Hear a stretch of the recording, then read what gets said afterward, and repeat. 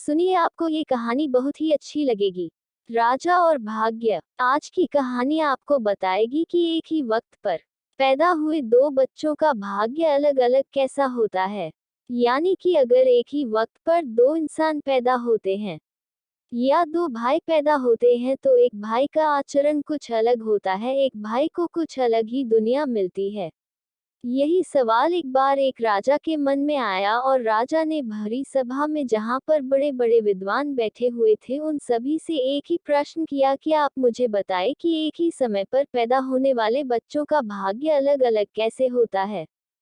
उन्होंने बताया कि जिस वक्त मैं पैदा हुआ उस वक्त अनेकों बच्चे पैदा हुए थे तो मेरे ही भाग्य में राजा बनना क्यों लिखा हुआ था। एक विद्वान बीच में से खड़े हुए और उन्होंने कहा कि इस बात का जवाब आपको यहाँ से कोसों दूर पहाड़ी पर एक साधु रहता है और वह आपको बता सकते हैं। वह महात्मा तपस्या करते हैं, वह बता सकते हैं। अब राजा की मन में उत्सुकता थी सब कुछ जानने के बारे में और राजा वहां चले गए और उन्होंने देखा कि वह महात्मा आग में से अंगार को पकड़कर खा रहे हैं। तो उन्होंने सवाल किया कि महात्मा जी, मैं आपसे पूछना चाहता हूँ कि एक ही वक्त पर पैदा हुए बच्चों का भाग्य अलग अलग कैसे होता है। तो उन्होंने उस पर गुस्सा किया और बोले, चले जाओ यहाँ से, जाओ, पास में झरना बह रहा है, वहां पर तुम्हें एक महात्मा मिलेंगे, उनसे तुम ये सवाल पूछ लेना। अब वह राजा उन महात्मा के पास चला गया तो वह महात्मा जो था वह अपना ही मांस नोच के खा रहे थे, यानी कि अपना ही मांस निकाल कर खा रहे थे। राजा से ऐसे देखा नहीं गया, फिर भी राजा ने अपने आप को रोकते हुए ये सवाल पूछ डाला तो वह महात्मा बहुत गुस्सा हुए कि इस तरीके का सवाल दोबारा मत पूछना, चले जाओ यहाँ से। बगल के गांव में एक बच्चा है 4-5 साल का और वह मरने वाला है तो तुम्हें बता सकता है। राजा के मन में जो कि उत्सुकता थी जानने की,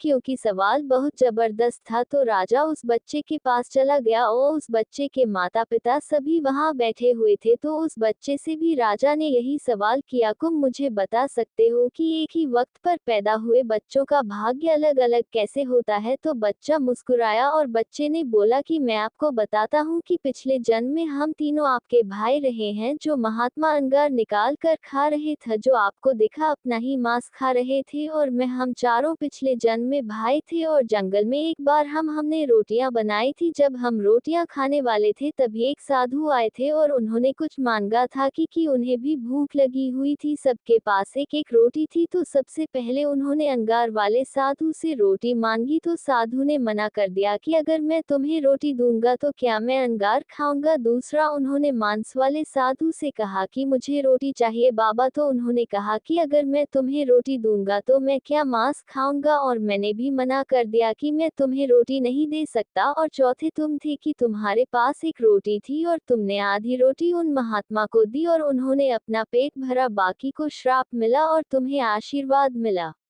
मर्म की बात ये थी, आपके जो अच्छे कर्म है उसका नतीजा आपको जरूर आगे के जन्मों में मिल सकता है। आप क्या करते हैं, यही एक कारण था। वह राजा था, उसका जो प्रश्न था उसका जवाब मिल चुका था कि एक ही वक्त पर पैदा हुए बच्चों का भाग्य अलग अलग कैसे होता है। कुल मिलाकर बात यही है कि आपका कर्म ये बताता है कि आपको अगले जन्म में क्या मिलने वाला है। इसलिए अच्छे अच्छे कर्म करिए, लोगों की मदद करिए, हमेशा स्वार्थी मत रहिए। आपको ये कहानी कैसी लगी कमेंट में बताएगा और ये चैनल प्लीज लाइक और सब्सक्राइब करिए।